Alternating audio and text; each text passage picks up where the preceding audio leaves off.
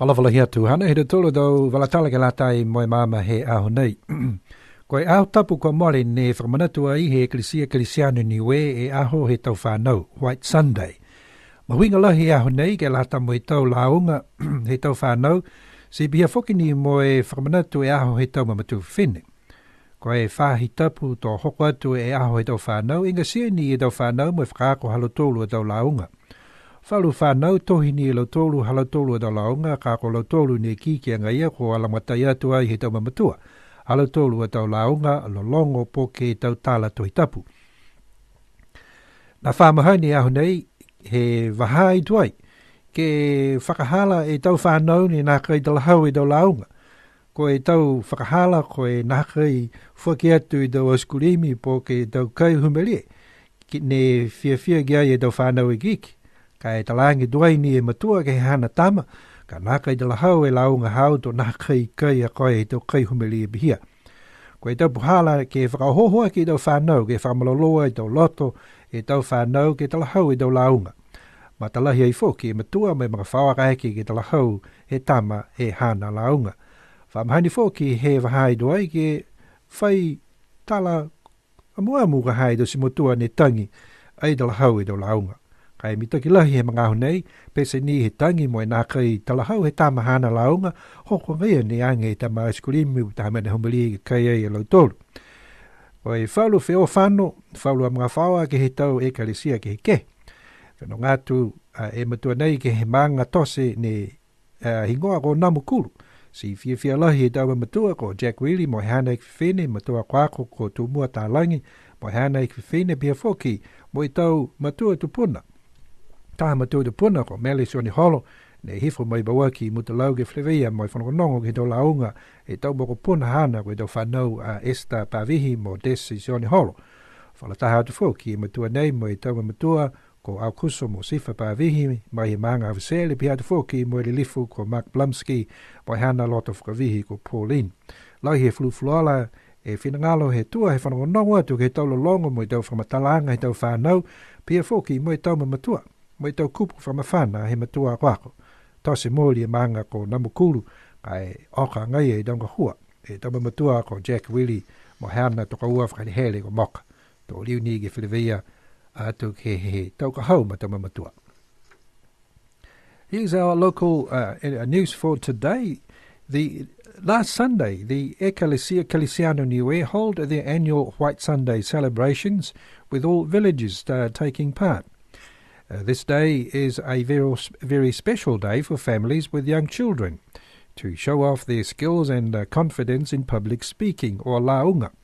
A week before White Sunday, every child is busy learning their memory verse, or learning a song or play to present in front of their village church gathering.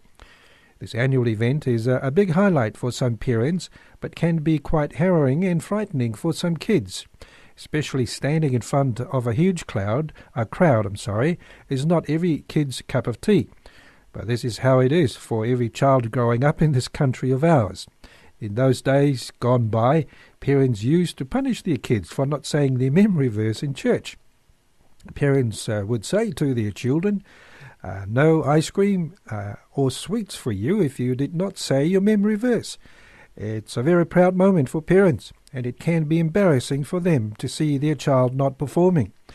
But time has changed, and parents are more aware now of their little children's learning than what they used to. As for me, I was invited to a White Sunday service in Namukulu by Esther Pavihi and Desione Holo with their 4 children. There were more visitors than locals. Other prominent visitors are Mark and Pauline Blumski, Mr. Aukuso and Sifa Pavihi, and also Nana Mele Sione Holo from Mutalau, not wanting to miss out on her grandchildren. We were welcomed by Mr. Jack Wheely and his wife Moka, the Reverend Minister Tumua Talangi and his good lady, and the singing was lovely from the only 2 young people in the village. The entire service, the church setting, was beautiful, and I am thankful to be invited to attend the White Sunday service in Namukulu. Thank you to Jack Willie and your wife Moka for your hospitality. You'll see me again next year. And here's the news from around the region.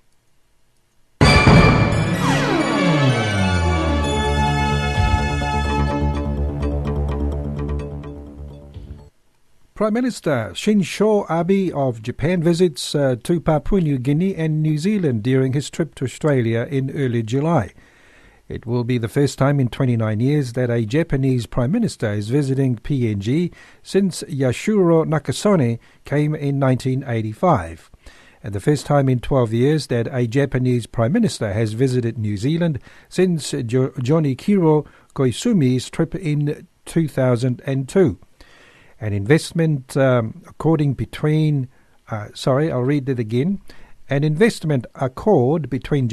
PNG, a nation with abundant natural resources, took effect in January, and Japanese firms are able to operate businesses under the same conditions as local companies in PNG. Japanese newspapers, the Yomiuri Shimbun, said. In the planned summit with Prime Minister Peter O'Neill, Abe is expected to call for further improvements in the business environment to encourage Japanese businesses' ventures by allowing greater ease in making investments and starting corporate activities in the country, the paper said. Governor Eloy S. Enos of the Commonwealth of the Northern Marianas has vetoed a bill creating a new commission to examine whether the people desired continuing the island's current political relationships with the United States. He said it is doubtful that such commission could unilaterally alter the relationships, adding that one of the bill's provision is almost certain to be unconstitutional. The veto comes almost 2 months after the CNMI marked on March 24th the 38th year of the 1976 signing of the mutually negotiated covenant that made the Northern Marianas a part of the American political family and paved the way for its qualified people to become U.S. citizens in 1986. Rep. Trenta Connor, Niuean, chairman of the Federal and Foreign Affairs Committee that viewed and recommended the bill's passage, said he was disappointed with the veto. He said other members are still reviewing the governor's message to see whether they would try to override the veto. Solomon Islands Prime Minister Gordon Darcy Lilo has won his appeal against a High Court order for him to disclose all financial records of how he spent the Gizo Kolombangara constituency's development funds. The Court of Appeal last Friday ruled the application filed by Danny Kennedy and others against PM Lilo has no responsible prospects to succeed in its present form and ordered that it be struck out. The court ruled that any viable claim against the Prime Minister would only be determined on a material placed before the court, establishing a clear basis for the claim. Kennedy filed the case in 2012, asking the court to force Prime Minister Lilo to disclose financial records and other documentary evidence of how he spent, used, managed, or administered the rural constituency development funds, Millennium Funds, Micro-Project Livelihood, Tsunami Funds, and other public funds from 2002 to 2012. The Fiji Labour Party this week starts with the interview and selections process for its candidates. These candidates will be representing the party at the upcoming general elections on September 17th. This was confirmed by the party's president, Lavinia Padara, who said the board has considered applications from candidates wishing to contest the elections on the FLP ticket. The party's board has sorted out these applications during its meeting last week.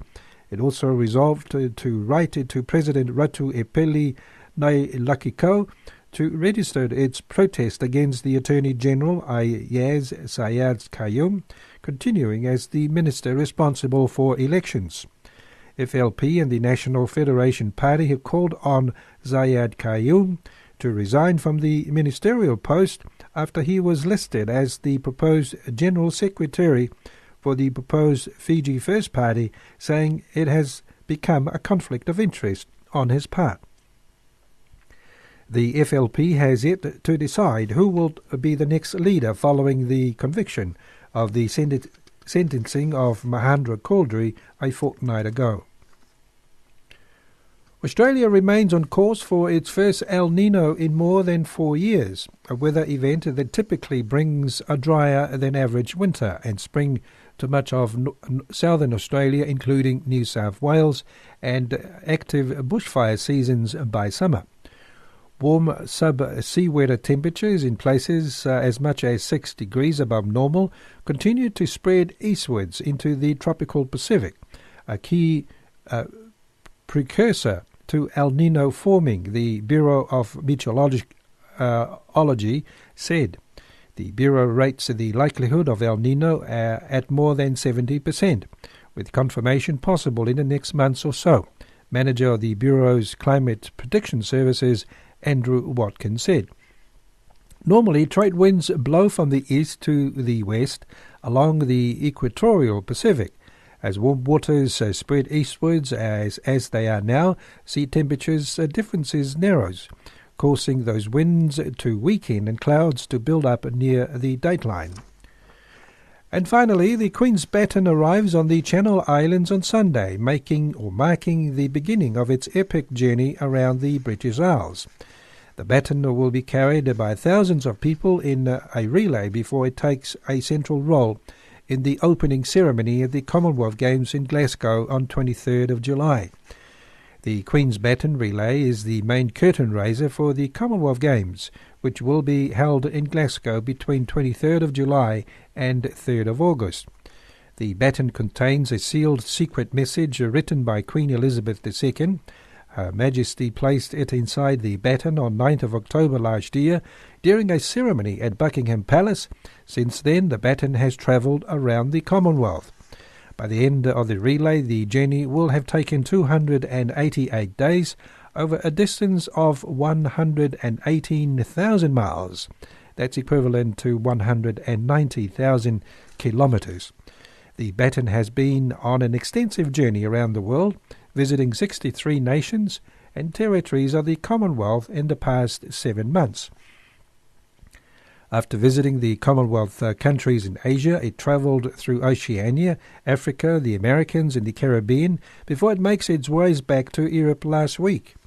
The baton's journey so far has helped reflect the customs and culture of the 2 billion people who make up the modern Commonwealth. It has visited the Taj Mahal, was taken underwater during a dive in Seychelles, and has been greeted by thousands of children on its journey across Africa. The baton also sailed across the South Atlantic Ocean on the last Royal Mail ships in the world, has been held by the world-class athletes including Jamaican sprinting superstar Shirley Ann Fraser-Price, and was carried up the tallest building in Gold Coast, the next host of the Games in Australia. The baton is a tradition of the Commonwealth Games and has been a fixture in the build-up to the Games since the event in Cardiff in 1958, with Roger Bannister was one of the first baton bearers. And those are our news for today.